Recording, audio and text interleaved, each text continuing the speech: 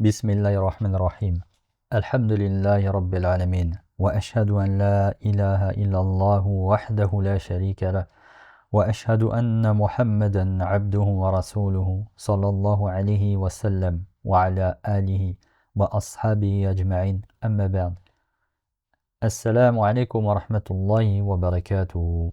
Mes bien chers frères et sœurs en islam, nous voici réunis pour la continuité de notre série qui, pour rappel, est tirée d'une série de cours télévisés dispensés par le cheikh Saad al-Shatri, Hafidhahullah ta'ala, qu'Allah le préserve, grand érudit musulman qui dispense des cours à la mosquée sacrée de la Mecque et qui est également conseiller du roi, qu'Allah les préserve. Nous allons donc aborder aujourd'hui un nouveau chapitre qui est le fait de ne compter que sur Allah seul. Le fait de ne compter que sur Allah seul. Ainsi, il incombe au croyant et à la croyante que son cœur soit rempli de l'espoir d'obtenir la grâce d'Allah et qu'il lui accorde la délivrance, ainsi qu'une issue favorable dans toutes choses. Car c'est lui seul, Allah Ta'ala, qui administre l'univers et toutes les affaires se trouvent entre ses mains. De ce fait, lorsqu'Allah Ta'ala veut qu'une chose se produise, il lui suffit de dire « kun fayakun », soit et elle est. Et ceci est un verset du Coran où Allah subhanahu wa ta'ala nous dit kun fayakun, soit lorsqu'il veut une chose, soit et cette chose ensuite elle est. Et je pense que chacun de nous s'est déjà retrouvé dans une situation difficile à tel point que nous étions bloqués dans une impasse, ne trouvons aucune solution ou aucune aide et sans que personne ne puisse intervenir. Ça, je pense que ça est déjà arrivé à tout le monde. Après, dès qu'on dit bloqué dans une impasse, imaginez-vous pas la rue. C'est pas la rue, vous êtes là, vous êtes dans une impasse, vous dites qu'est-ce qui se passe. Mais ça peut arriver. Réellement, au premier degré, vous êtes vraiment dans une impasse et vous savez pas comment vous en sortir. Mais là, ce qu'on veut dire par là, c'est que nous sommes dans une situation difficile et on ne trouve aucune aide. Et aucune personne pour venir nous aider ou intervenir. Donc on s'est tous retrouvés dans ce genre de situation et voilà que la facilité arrive ainsi que le soulagement. Et tout cela uniquement par la volonté d'Allah subhanahu wa ta'ala qui nous a soulagés de nos angoisses alors que nous pensions être seuls, perdus et que nous n'espérions même plus l'aide de qui que ce soit. Alors à ce moment notre Seigneur vient à notre secours. C'est pour cela, mes chers frères et sœurs en islam, que nous devons nouer au plus profond de notre cœur tous nos espoirs en Allah. En effet, celui qui voue ses espoirs en lui verra la délivrance arriver. Et Allah subhanahu wa ta'ala nous dit dans un hadith divin, ce qu'on appelle un hadith qudsi, à travers la bouche du prophète sallallahu alayhi wa sallam, il nous dit « Je suis à l'image que mon serviteur se fait de moi, alors qu'il pense donc ce qu'il veut de moi. Je suis à l'image que mon serviteur se fait de moi, alors qu'il pense donc ce qu'il veut de moi. » Arrêtons-nous un court instant sur ce hadith, d'accord? Car il y a une question qui se pose. Que veut dire « je suis à l'image que mon serviteur se fait de moi » Là, il faut faire très, très attention, mes chers frères et sœurs en islam, car il ne faut pas mal interpréter le terme « image ». Cela n'a rien à voir avec certaines religions ou croyances où il est dit que Dieu a créé l'homme à son image ou ce type de paroles. Là, on ne parle évidemment pas de description physique, car Allah, subhanahu wa ta'ala, gloire à lui, est bien au-dessus de ce que les polythéistes lui associent. Mais nous parlons plutôt de ses noms, de ses qualités, de ses attributs et de ses actions. En effet, Allah, subhanahu wa ta'ala, c'est Ar-Rahim, c'est le très miséricordieux. Ainsi, s'il est le très miséricordieux, il peut donc nous faire miséricorde. Et Allah est aussi le pardonneur, Al-Ghafour. Allah c'est le pardonneur, et il peut donc nous pardonner. Et c'est lui aussi le plus grand des bienfaiteurs, Al-Muhsin. Et il peut donc faire preuve de bienfaisance envers nous, en nous comblant de ses bienfaits. Ainsi, avoir une bonne image d'Allah, c'est le fait d'avoir une bonne opinion d'Allah.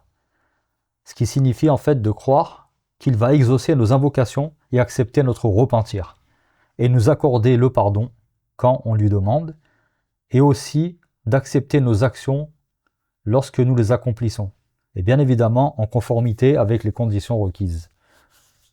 C'est-à-dire que l'action soit faite sincèrement pour Allah subhanahu wa ta'ala seul et pour personne d'autre, et qu'elle soit faite en conformité avec la sunna de son messager Muhammad sallallahu alayhi wa sallam.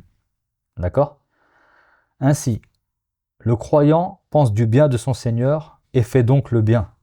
D'accord? Le croyant, celui qui pense du bien de son Seigneur, qu'est-ce qu'il va faire? Il va faire le bien.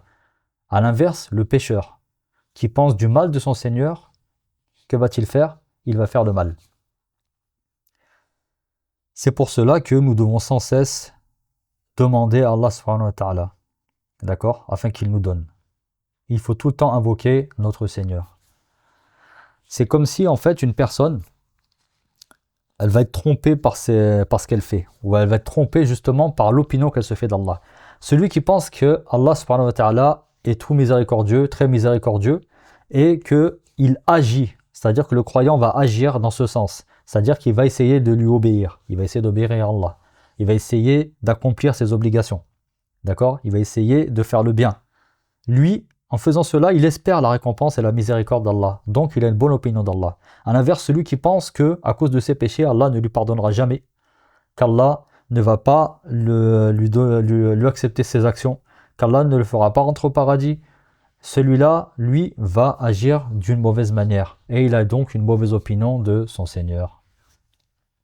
Ainsi, celui qui a une foi certaine en la réalisation de la promesse d'Allah, c'est-à-dire qu'Allah répond à nos invocations, se doit toujours de garder à l'esprit le verset 60 de la sourate 40, où Allah subhanahu wa ta'ala nous dit « Wa qala rabbukum ud'uni astajib lakum » dans son sens en français, et votre Seigneur a dit « Invoquez-moi, je vous répondrai ».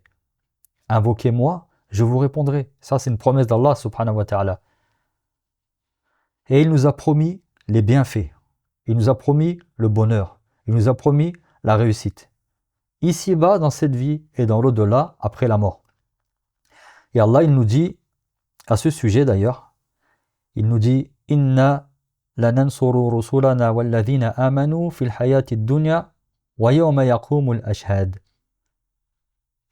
Et en vérité, nous donnerons la victoire aux messagers et aux croyants dans cette vie d'ici-bas et le jour où se dresseront les anges. Et le jour où se dresseront les anges. Et Allah subhanahu wa ta'ala nous dit également wa kana haqqan alayna nasrul mu'minin. Wa kana haqqan alayna nasrul mu'minin. C'est notre devoir d'accorder la victoire aux croyants. C'est notre devoir d'accorder la victoire aux croyants. Ou encore le verset que nous avons cité précédemment. Wa qala rabbukum ud'uni astajib lakum. Et votre Seigneur a dit invoquez-moi, je vous répondrai. Ou encore sa parole وَمَنْ يَتَّقِ اللَّهَ يَجْعَلْ لَهُ مَخْرَجًا وَيَرْزُقْهُ مِنْ حَيْثُ لَا يَحْتَسِبُ. Dans son sens en français, et pour celui qui craint Allah, il lui donnera toujours une solution et une issue favorable, et il comblera ses besoins de la manière la plus inattendue. Ainsi, à travers ces versets, mes chers frères et sœurs en islam, nous sommes sûrs et certains que la promesse d'Allah se réalisera sans le moindre doute. Et ça, il faut en être persuadé. Et j'en profite pour me rappeler d'abord à moi-même ainsi qu'à vous ce qui se passe actuellement à Gaza en particulier, mais également dans tous les pays où les musulmans et les musulmanes, les croyants et les croyantes, nos frères et nos sœurs qui sont persécutés, torturés, assassinés, chassés de leur demeure. Tout cela, pourquoi? Parce qu'ils sont musulmans et qu'ils adorent Allah seul sans rien lui associer. Et qu'ils suivent le prophète sallallahu alayhi wa sallam. Sachez mes chers frères en islam que les premières générations de l'islam, ils ont vécu la même chose si ce n'est pire. Et parmi eux, à cette époque, se trouvait la meilleure des créatures, le prophète sallallahu alayhi wa sallam. Et à cette époque, ils ont été combattus, ils ont été torturés, on les a affamés, on les a assoiffés, on les a chassés de leur maison, chassés de leur pays, chassés de leur ville.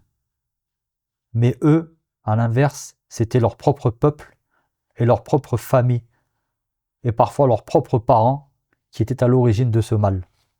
Est-ce que vous pouvez imaginer cela? Imaginez-vous vos parents, vos frères, vos sœurs, vos oncles, vos cousins, vos tantes, vos proches, vos voisins, qui vous torture, qui vous affame, qui vous assoiffe, qui vous chasse de chez vous, qui tue vos enfants, qui tue vos épouses. Mais Allah subhanahu wa ta'ala, il a déjà tout planifié. Allah, il a déjà tout calculé. Et il a promis la victoire aux musulmans. Et il a accompli sa promesse. Et il a fait triompher l'islam pour qu'aujourd'hui, en 2025, nous soyons réunis pour apprendre notre religion, pour la comprendre et pour l'appliquer. Vous voyez, mes chers frères et sœurs en islam, il y a à peu près 1500 ans, les premiers musulmans des premières générations se sont fait torturer, se sont fait tuer. Et tout ce que nous avons cité auparavant. Mais pourtant, Allah subhanahu wa ta'ala, il avait déjà tout planifié, tout calculé. Et regardez, c'est l'islam qui a triomphé. Et en 2025, nous sommes ici, de plus en plus de gens se convertissent à l'islam. Chaque jour, des personnes rentrent dans l'islam. Et combien de convertis rentrent dans l'islam chaque jour? Donc ne soyons pas tristes. Car il faut que nous soyons convaincus que la victoire nous sera accordée par la grâce d'Allah subhanahu wa ta'ala, comme il l'a accordé à tous les messagers, et particulièrement à son prophète sallallahu alayhi wa sallam, Muhammad. Nous demandons à Allah subhanahu wa ta'ala de nous accorder le secours et la victoire sur les peuples injustes, de détruire les oppresseurs, de les affaiblir, de les rabaisser, de les humilier, et de les châtier comme ils le méritent, selon ce qu'Allah aura décidé pour eux. Et c'est lui qui entend et qui répond à nos appels, et c'est lui qui est tout proche. Amin. Ainsi, mes chers frères et sœurs en islam, nous devons croire fermement à sa promesse et ne compter que sur lui et non sur nous-mêmes. Et comment ne pas placer sa confiance en lui, alors que c'est lui seul qui gère tout l'univers et ce qu'il contient, et qu'il est capable de toutes choses, et qu'il ne manque jamais à sa promesse et que sa parole est la plus véridique.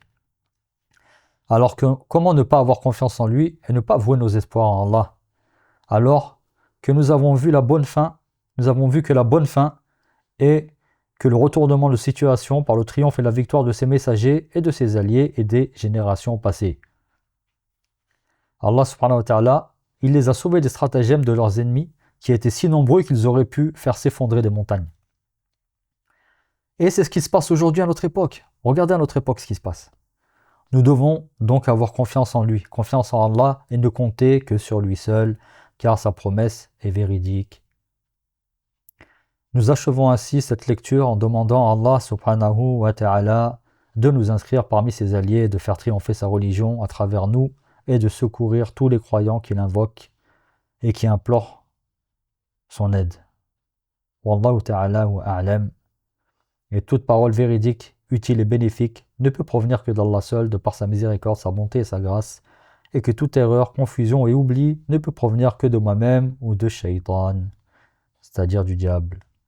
Je vous donne donc rendez-vous pour notre prochaine lecture, si Allah le permet, et je vous dis assalamu alaikum wa rahmatullahi wa barakatuh.